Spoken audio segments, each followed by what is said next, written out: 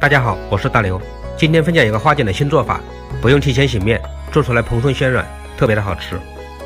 首先准备5克酵母，4克白糖，加温水增加酵母的活性，化开备用。再准备面粉300克，倒入化开的酵母水，搅成这样的絮状后，上手揉面，揉至面光、蓬光、手光，成为一个光滑面团后，让它休息5分钟。我们再切一点葱花，只要葱绿部分，浇入热油，再加火腿丁以及食盐，搅拌均匀。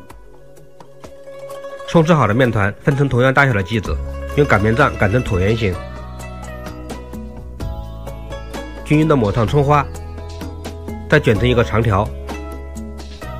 从中间切开，留1公分，不要切断。将切口朝上，跟编辫子一样变成麻花形，然后卷起来，